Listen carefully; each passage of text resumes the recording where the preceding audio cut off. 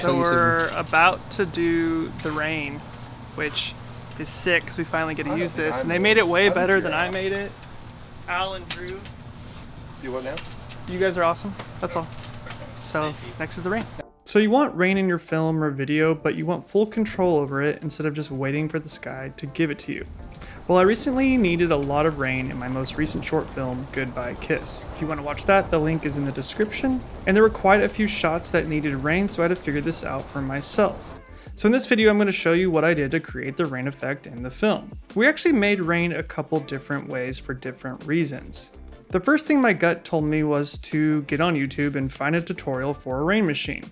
So that's exactly what I did. Tom Antos has a pretty great tutorial, which I will leave in the description, but while using his video as a template, we came up with a few more modifications as well as some tricks to making it work better for our needs.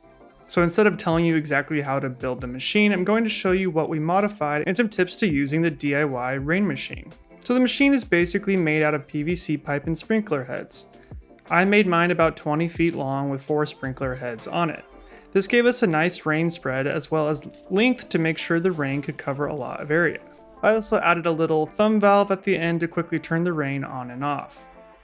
Even though I had mounting holes on either end for light stands, the pipe just didn't hold up very well. The best solution for this seemed to be holding the pipe with a Mayfer clamp and mounting that on larger light stands rather than using the small standard light stand. Now I think you could probably get away with using the small standard light stands in the original method, but we actually had the tools to do this right, so that's what we ended up doing. The next issue was the sagging. Once you filled the pipe with water, it really wants to sag in the middle. And you can't just put a light stand there or else it'll probably be in your wide shots.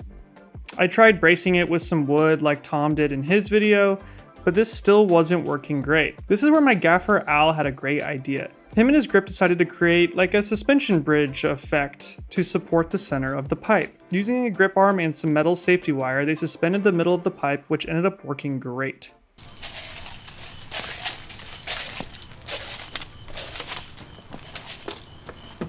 So there's definitely a learning curve when using a rain machine. It can be difficult in some shots, but for the most part it worked out pretty well.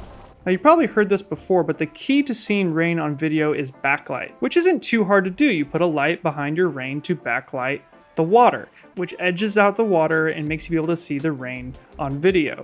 But for us, we had quite a few problems with this because we were a lot of times shooting right into this fence and we didn't have a way of putting the light behind the fence. So some shots don't look quite as good as others. The rain isn't quite as prominent, but we did the best we could and it worked out okay. So just remember, the backlight and the look of your background will dramatically determine how much rain you will see on camera. Now there's another way to make rain for video, and it's actually a lot cheaper and easier than a full rain machine. Sometimes it's just too cumbersome to try to bring the rain machine in, and that's when we kind of discovered this other method. But before I show you that, I'm going to talk about today's sponsor, which is Squarespace. Squarespace is an all-in-one platform to present your work online. As creatives, we all need a place to host our work, and I've been using Squarespace to show off my videos for the better part of a decade now. I started with one of their pre-existing website templates and then modified it to my liking. I changed my background to black to make sure my videos really popped on the website and were just viewed in the best format. And then I'm able to just embed videos from YouTube or Vimeo right into the site. Squarespace also reformats your website for mobile automatically, so you don't have to worry about things getting out of place on a phone. So if you're anything like me and need to present yourself online, you can just do that with Squarespace. Click the link in the description to get 10% off, and I want to thank Squarespace for sponsoring this video. Okay, so like I said, after building the rain machine, we discovered another technique for creating rain. And you're gonna chuckle when I show it to you. Look how awesome the rain is. Dude, this looks really good. Why did we ever make a rain machine? I don't know. Dude, I'm over here drinking my coffee and literally... I hate everything. All we need is Al's thumbs. So if you take a regular garden hose and nozzle, you'll find that the pressure and spread just isn't good enough for most rain shots. That's where the rain machine comes into play because it gives you a really nice big spread over 20 feet and you can just mount it in places and it just works really well. It's very controllable. But the nozzle that I have to water the plants in my backyard was actually quite different. Now I don't know the exact nozzle that I have, but I linked one that looks similar in the description below, so you can try that out if you want. Probably try this first before building a whole rain machine. So unlike your common nozzles, this one gives you a lot more pressure and spread. The trick to using it is to basically just shoot it into the air as high as you can and waving it back and forth just to cover the area that's in the frame. Now there's some practice with this to get it to feel right, but we had pretty good success with it.